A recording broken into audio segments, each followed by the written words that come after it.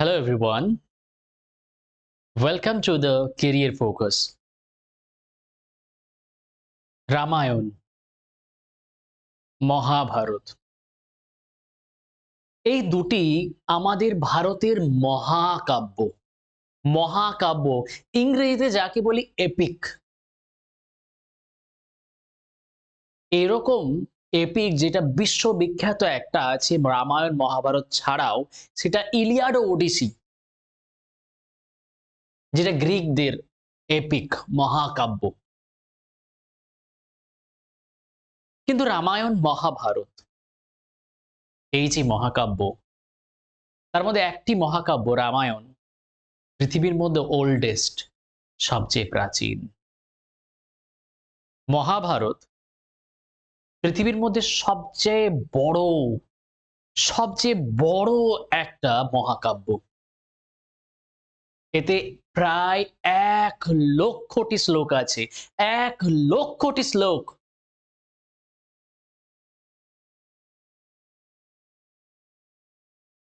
18টা পর্ব আছে, that is 18টা chapter. কিন্তু আমরা তো ইতিহাস পড়ছি, ইতিহাসের সাথে এই মহাকাব্য রামায়ণ মহাভারত কিভাবে জড়িত? রামায়ণ মহাভারতের ঐতিহাসিক গুরুত্বটাই বা কত? রামায়ণ মহাভারত ইতিহাসের জন্য কি গুরুত্বপূর্ণ? অনেকে তো ভেবে থাকে এটা কাহিনী, অনেকে বলে সত্য। আমরা ইতিহাসের পার্সপেক্টিভে দেখব, আমরা এখানে ধার্মিক পার্সপেক্টিভে আসবো না। কিন্তু হ্যাঁ, এই রামায়ণ মহাভারত অনেক কিছু শেখায়। সেই শেখানো যদি আমরা নিজেদের লাইফে অ্যাপ্লাই করতে পারি, জগৎ সুন্দর হয়ে যায়। এটাই তো মুশকিল। আমরা বলি ধর্ম মানি, আমরা বলি আমরা এই ধর্মের, ওই ধর্মের, ওই ধর্মের, কিন্তু আমরা ধর্ম কি পালন করি?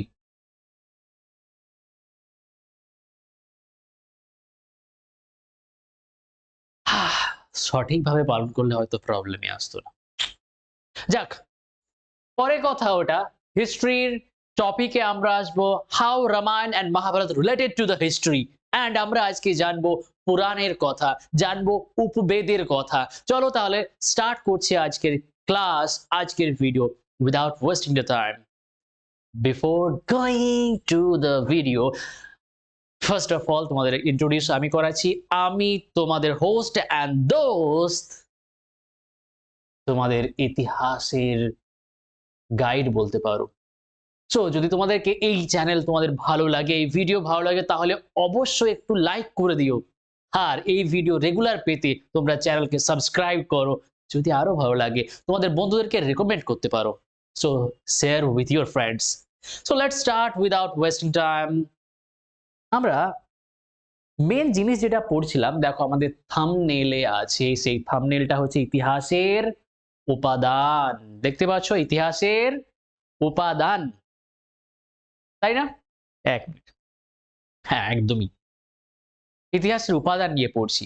ইতিহাসের উপাদানের ভিতরে আমরা জেনেছিলাম যে দুই রকম টাইপের উপাদান হয়। সেই দুই রকম টাইপের উপাদান হচ্ছে একটি সাহিত্যিক উপাদান, প্রত্নতাত্ত্বিক উপাদান। সেই সাহিত্যিকের উপাদানই আমরা পড়ছিলাম। সাহিত্যিকের ভিতরে যদি আমরা যাই, দেশীয় বিদেশীয় সমস্ত রকম পাই। আমরা দেশীয় পড়ছিলাম, দেশের ভিতরে ধার্মিক আর ধর্মনিরপেক্ষ আমরা পাবো, ধার্মিক আর ধর্মনিরপেক্ষ। সেই ধার্মিকের ভিতরে আমরা জানি বৌদ্ধ ধর্মের, জৈন ধর্মের আর বৈদিক সাহিত্য। বৈদিক সাহিত্য সেটা কোনটা? সেটা সনাতন ধর্মের। আমরা এগুলো আগে পড়ে এসেছি আগের ক্লাসে, কিন্তু তোমাদেরকে মনে করিয়ে দেওয়ার জন্য এগুলো আমাদের বারবার করে বলা। ইউ হ্যাভ টু মনে করা, মানে ইউ হ্যাভ টু মেমোরাইজ ইট, তোমাদের মাথায় গেঁথে নিতে হবে। সো বৈদিক সাহিত্য আমরা পড়ছিলাম। বৈদিক সাহিত্যের যদি আমরা আরো ভাগ করতে যাই, সেই বৈদিক সাহিত্যের ভিতরে আমরা দেখেছিলাম একটা প্রাচীন যুগে লেখা হয়েছে, অনেক আগে, প্রায় 1500 থেকে সেই 600 খ্রিস্টপূর্বাব্দের মধ্যে। খ্রিস্টপূর্বাব্দ মানে যীশু খ্রিস্টের জন্মের আগে, সেই টাইমে লেখা হয়েছিল বেদ। বেদ কি মানুষ লিখেছিল? মানুষ লিখেনি বলেই তো একে অপৌরুষেয় বলা হয়। এটা চিরকাল থাকবে বলে একে নিত্য বলা হয়। এটা শুনে শুনে এক জেনারেশন থেকে আরেক জেনারেশনে চলে আসছিল, মানে ওরা শুনে শুনেই মনে রাখছিল, তার জন্য একে শ্রুতি বলা হয়। কি বলা হয়? শ্রুতি। সো বেদ শ্রুতি, বেদ অপৌরুষীয়, বেদ নিত্য। বেদের রিলেটেড আরো সাহিত্য এসেছিল সেই যুগে। সেই যুগে এসেছিল আরণ্যক, উপনিষদ, ব্রাহ্মণ। এই যে চারটো বেদ, আরণ্যক, উপনিষদ, ব্রাহ্মণ, এই চারটেকে বৈদিক সাহিত্য বলা হয়, মানে প্রাচীন বৈদিক সাহিত্য। তারপরে যে সাহিত্যগুলো এসেছে সেগুলো বৈদিক ঐতিহ্যের সাহিত্য। সেগুলো বৈদিক ঐতিহ্যের সাহিত্য। সেই সাহিত্যের ভেতরে আমরা জানবো বেদান্ত, বলছি বেদাঙ্গ। আমরা জানবো স্মৃতি, বেদাঙ্গ স্মৃতি আমরা আগের ক্লাসে পড়ানো হয়ে গেছে। আমরা জানবো মহাকাব্য, যেটা আমরা আজকে পড়াবো। আমরা জানবো পুরাণ, আজকে পড়াবো। আমরা জানবো উপবেদ, আমরা জানবো দর্শন, ষড়দর্শন, মানে 6টা দর্শনের কথা বলা হয়েছে। এই সমস্ত কিছু জানবো। মহাকাব্যের ভিতরে আমরা আজকে জানবো রামায়ণ আর মহাভারত। রামায়ণ আর মহাভারত। সো রামায়ণ, রামায়ণ সেই কাহিনী, আমরা যদি বলা যায় রামের কাহিনী। রামকে বিষ্ণুর অবতার না? বিষ্ণুর অবতার না? অবশ্যই বিষ্ণুর অবতার। রাম বিষ্ণুর অবতার। সেই রাম, সেই রামের কাহিনী।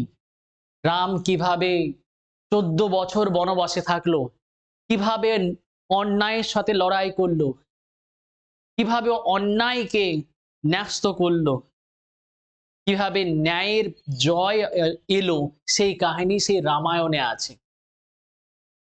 এই কাহিনীতে যদি দেখতে যাওয়া হয় ঐতিহাসিক গুরুত্ব এর কি, এই কাহিনী এটা সত্য না মিথ্যা কাহিনী ঘটেছিল তা আমরা জানি না ঐতিহাসিক দিক দিয়ে, কিন্তু আমাদের ধার্মিক বিশ্বাস অবশ্যই ঘটেছিল, বিকজ রাম ইজ রাম। ঐতিহাসিক দিক দিয়ে যদি এটার ইম্পর্টেন্স আমরা দেখতে যাই, এর ইম্পর্টেন্স এটাই, এটি সেই যুগের, বৈদিক যুগের জীবন প্রণালী, জীবনযাপনের ব্যবস্থা কেমন ছিল না ছিল তার একটা রূপরেখা দিয়ে দেয় আমাদেরকে। এত সুন্দর রূপরেখা, সেটা ইতিহাসের জন্য গুরুত্বপূর্ণ যে না, যদিও কাহিনী হয়েও থাকে, অবশ্য তো কাহিনী আমরা বলবো না, যদিও হয়ে থাকে, বিকজ ইতিহাস এখনো পর্যন্ত এটার যে সঠিক রকম প্রমাণ জোগাড় করতে পারেনি, সেই কারণের জন্য একে সত্য ঘটনা সেটাও বলতে পারেনি ইতিহাস। But we Indian believes it was true. It was true. আমাদের ইতিহাসের দিক দিয়ে যদি বলতে যাওয়া হয় তাহলে ইতিহাসের বললাম ওই যুগের কাহিনী জানা যায়। যদি আমরা ফিলোসফিক্যালি যদি দেখতে যাওয়া হয়, আমরা দেখেছিলাম যে অন্যায়ের প্রতি ন্যায়ের জয়, কিভাবে নিজের ত্যাগ, আত্মত্যাগ, রামায়ণের ভিতরে সমস্ত কিছুই দেওয়া হয়েছে। নিজের না ভেবে অন্যের ভাবা, সমস্ত জনের উপকার করা, সমস্ত জনকে ভালো রকম ভাবে নিয়ে চলা, সদা সত্য বলা, সকলকে ভালোভাবে নিয়ে থাকা, এইটাই তো রামের কোয়ালিটি, এটাই তো রাম ছিল। সেই কোয়ালিটি যদি আমাদের মধ্যে চলে আসে তাহলে আমরা কেমন হতে পারি? শুধু চিৎকার করে বলাই না যে আমি রামের ভক্ত,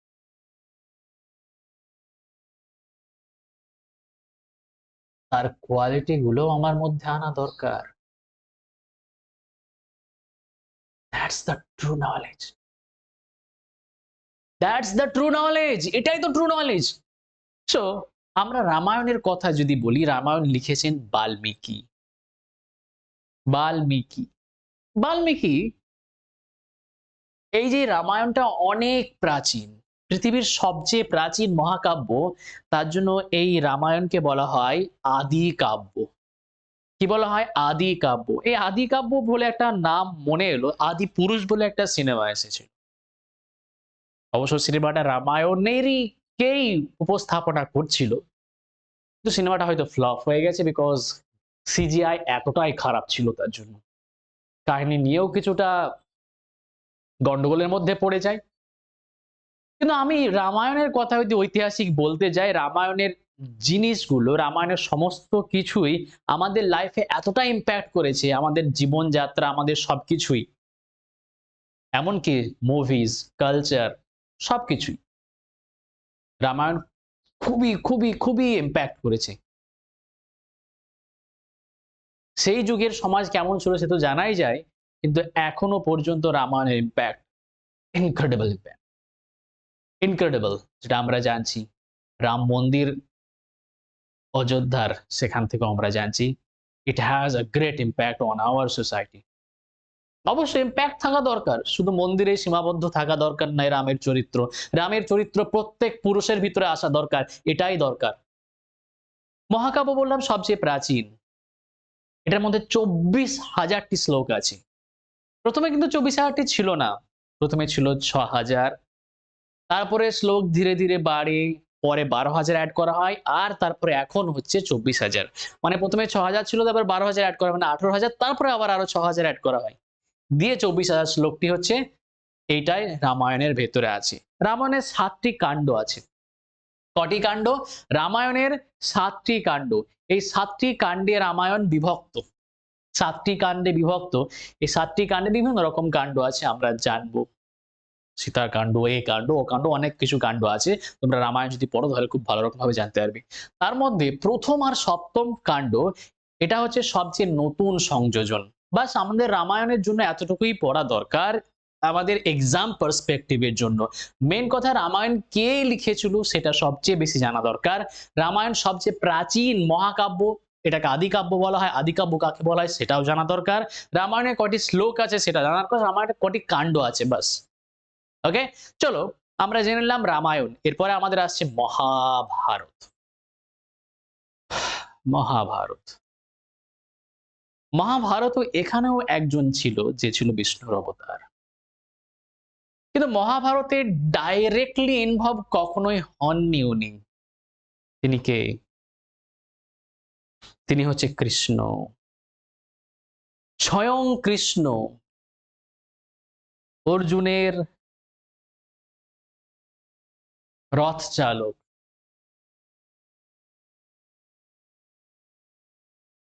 এগুলো কি? রামায়ণ মহাকাব্য, লিখেছেন বেদব্যাস। দেখো, বেদব্যাস মুনি লিখেছেন। রামায়ণকে যেমন আমরা আলোচনা করলাম ন্যায় আর অন্যায়ের মধ্যে লড়াই, এটাও সেম তাই।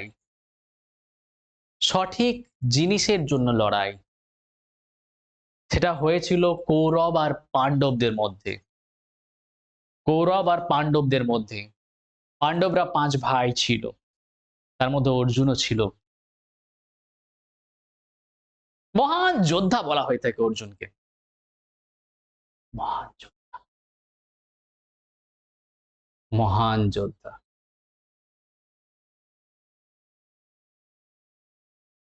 এগুলো হচ্ছে মাইথোলজিক্যাল ক্যারেক্টার। অর্জুন, কৃষ্ণা, এই ক্যারেক্টার গুলোকে নিয়ে একটা সিনেমা তৈরি হয়েছে। দেখেছো সিনেমাটা তোমরা? অবশ্য এই সিনেমার গুলো যখন দেখবে তখন একটা আলাদা রকম জায়গায় চলে যাবে, আলাদা একটা কাল্পনিক জায়গাতে। কিন্তু এই ক্যারেক্টার গুলোকে ফুটিয়ে তোলা হয়েছে। সিনেমার নাম কি? কালকি। সিনেমার নাম কালকি। কালকি।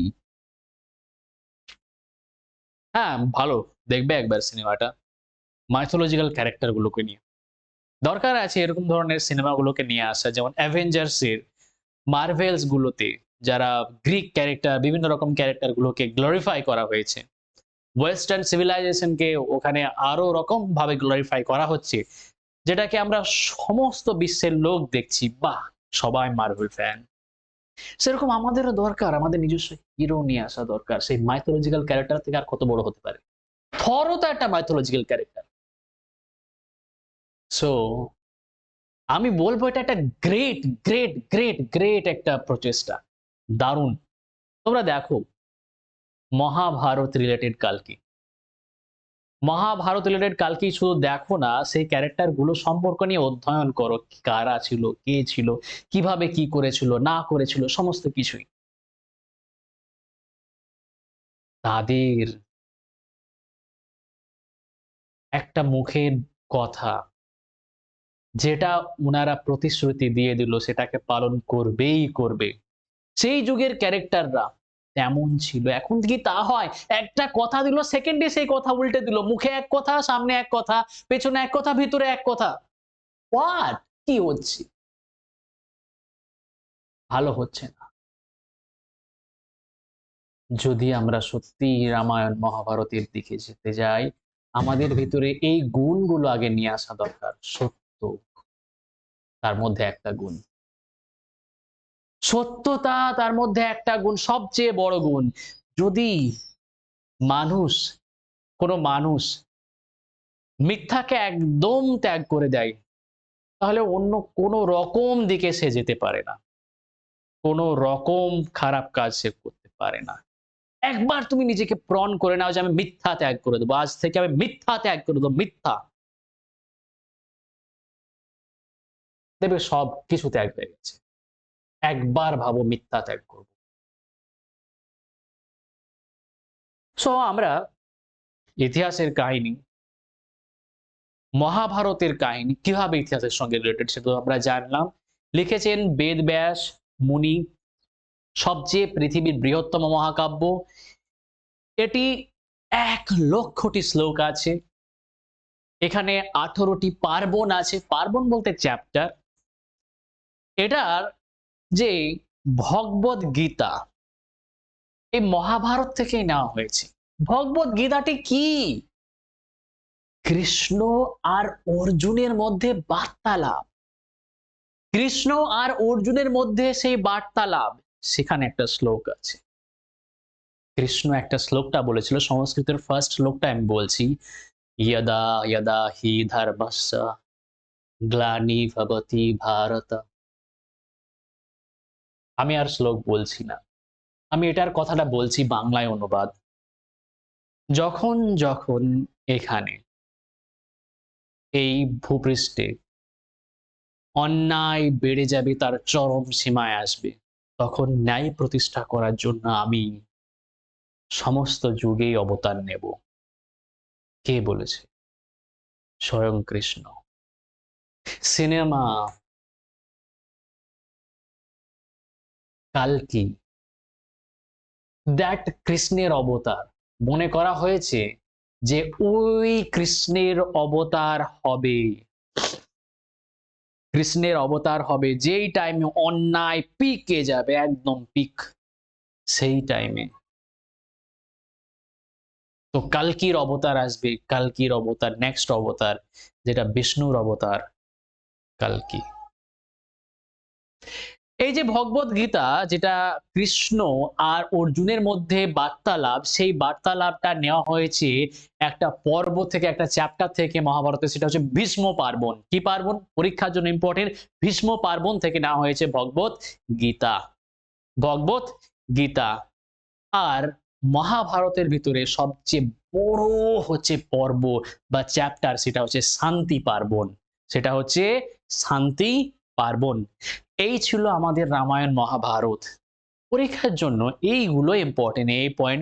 এই পয়েন্টগুলোই তোমরা মনে রাখো।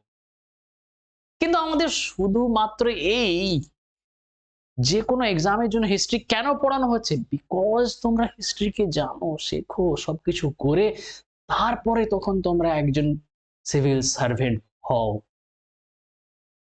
ন্যায় প্রতিষ্ঠা করাই আসল কাজ।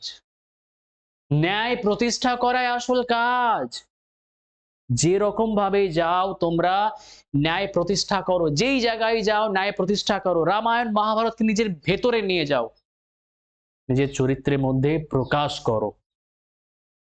চলো আমি নেক্সট আসতে যাচ্ছি। পুরাণ। পুরাণ, পুরাণ কথার অর্থ হচ্ছে পুরনো, প্রাচীন, দ্য ওল্ড, সবচেয়ে প্রাচীন। এই যে পুরাণ, 18টি উল্লেখযোগ্য পুরাণ আছে। আসলে পুরাণগুলো কি, যদি এক্সাক্ট অর্থে বলা হয় তাহলে পুরাণগুলোই হচ্ছে মাইথোলজি। পুরাণগুলোই হচ্ছে মাইথোলজি, মানে কাল্পনিক ঘটনা। এক কল্পনা থেকে আরেক কল্পনা, আরেক কল্পনা থেকে আরেক কল্পনা। যেমন একটা পুরাণের কথা হলো গরুড় পুরাণ।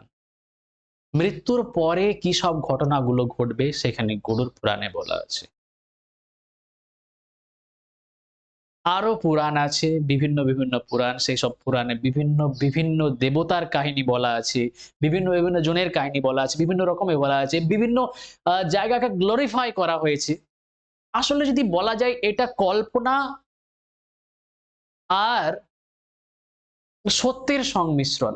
মানে একটু দ্যাট ওই টাইপের বেস্ট একটু কাহিনী, যেমন সিনেমা কালকি। ওয়ান টাইপ অফ পুরাণ বলতে পারি না, পুরাণ তো নয়, কিন্তু পুরাণগুলোই ওরকম ছিল সেই টাইমের ক্ষেত্রে। কিন্তু আমরা পুরাণগুলো থেকে অনেক কিছু জানতে পারি ইতিহাসের। কেমন ছিল সেই টাইমের সমাজ, কেমন ছিল, কেমন ভাবে চলতো না চলতো সবকিছুই। পুরাণের ভিতরে আমরা দেখব যে 18টি উল্লেখযোগ্য পুরাণ, আর সবচেয়ে পুরনো পুরাণ হচ্ছে, সেই পুরাণটা হচ্ছে মৎস্য পুরাণ। সবচেয়ে পুরনো পুরাণ হচ্ছে মৎস্য পুরাণ। পুরাণ সম্বন্ধে আর বেশি কিছু আমাদের জানা নাই, এই ছিল পুরাণ। এবার আমরা আসবো উপবেদ। আমরা জেনেছি বেদ, বেদ আর উপবেদ। উপ মানে বলতে যদি যাওয়া হয় তাহলে সেটার ছোট অংশ, কিন্তু সেটা নয়। এখানে বেদ আর উপবেদ সম্পূর্ণ আলাদা। বেদ হচ্ছে অপৌরুষেয়, কোন পুরুষ দ্বারা লিখিত নয়, কোন মানব দ্বারা লিখিত নয়। কিন্তু এই সমস্ত যত কিছুই আমরা পড়ছি, রামায়ণ, মহাভারত, বেদাঙ্গ, দর্শন যা পড়বো আমরা সব মনুষ্য সৃষ্ট। বেদ বাদ দিয়ে বাকি সবই মনুষ্য সৃষ্ট। উপবেদ হচ্ছে এই যে বেদ, বেদ থেকে আমরা যে সমস্ত জিনিসগুলো শিখেছি সেইগুলোর প্র্যাকটিক্যাল ইমপ্লিকেশন, সেগুলো আমাদের জীবনের ইমপ্লিকেশন কিভাবে করব সে সমস্ত কিছু এখানে দেওয়া আছে। যেমন বেদ থেকে শেখা হয়েছে কিভাবে চিকিৎসা করা হবে। যেমন ঋগ্বেদ, ঋগ্বেদ আছে, এই ঋগ্বেদ, সামবেদ, যজুর্বেদ, অথর্ববেদ সব কটা বেদ থেকে কিছু না কিছু উপবেদ আমরা পেয়েছি। সেই উপবেদ থেকে আমরা যেমন বলি, এগুলো আমরা পুরোহিতের কথা পরে বলছি, আমরা উপবেদটা আসছি, উপবেদ আসছি। আমরা উপবেদ যদি আমরা বলতে যাই, আমরা কি দেখেছি, আমরা বেদের উপবেদ যে আমরা শিখেছি। ঋগ্বেদ থেকে কি শিখেছি, ঋগ্বেদ থেকে আমরা চিকিৎসার ব্যাপারগুলো জেনেছি। কি জেনেছি? আয়ুর্বেদ জেনেছি, আয়ুর্বেদ চিকিৎসা। সেই চিকিৎসক তখনকার কে ছিল? চরক, সুশ্রুত, এরা ছিল চিকিৎসক, বিখ্যাত বিখ্যাত চিকিৎসক। ঠিক আছে। আর আমরা জানলাম সামবেদ থেকে গন্ধর্ব বেদ। গন্ধর্ব বেদ বলতে উপবেদ এটা একটা, এটা মিউজিক সম্পর্কে বলে। মিউজিক, নৃত্যকলা, ডান্স, এই সমস্ত কিছু সম্পর্কে কে বলে? সামবেদ বলে।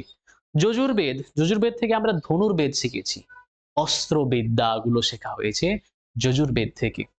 তারপরে অথর্ববেদ থেকে শেখা হয়েছে শিল্পবেদ, বা এটাকে স্থাপত্য বেদও বলা হয়।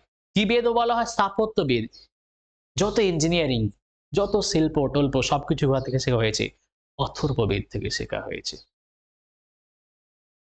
মনে রাখবে, ঋগ্বেদের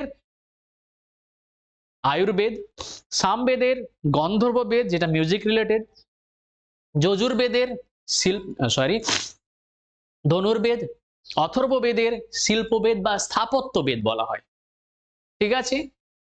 এগুলোর কি বিষয়? প্রথমটা ঔষধি, তারপরটা সঙ্গীত, তারপরটা ধনুর্বিদ্যা, শিল্প, ভাস্কর্য, সেটা বলা হয়েছে। তো এবার আমাদের এখানে একটা জিনিস আছে, সেই জিনিসটা আমাদের জানা দরকার যে বেদ, আমরা আগে পড়েছিলাম যে বেদ, বেদের পুরোহিত গুলো সম্পর্কে জেনেছিলাম। যে ঋগ্বেদ যারা পাঠ করে তাদেরকে বলা হয় কি? হোত্রী। ঋগ্বেদ যারা পাঠ করে তাদেরকে বলা হয় হোত্রী। সামবেদ যারা পাঠ করে তাদেরকে বলা হয় উদ্গাত্রী। যজুর্বেদ তাদেরকে বলা হয় অধর্যু বা অধর্যু। অথর্ববেদের সেটা হচ্ছে ব্রাহ্মণ।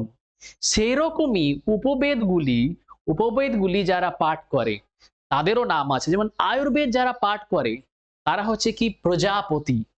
আয়ুর্বেদ যারা পাঠ করে তারা হচ্ছে কি প্রজাপতি।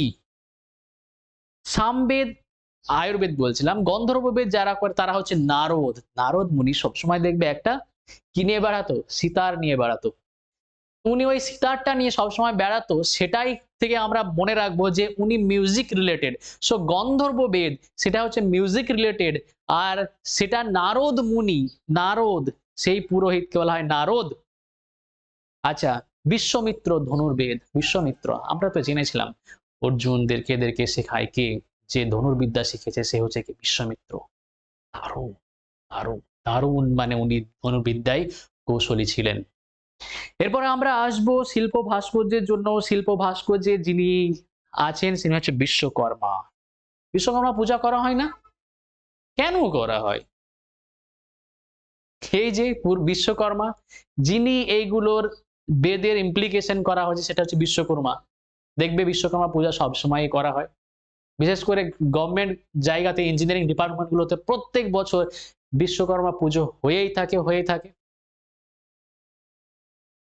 সো এই ছিল আমাদের আজকের ক্লাস। আমরা জানলাম বেদ, বেদের বেদের উপবেদগুলো জানলাম, আমরা জানলাম পুরাণ জানলাম, আমরা জানলাম মহাকাব্য রামায়ণ মহাভারত।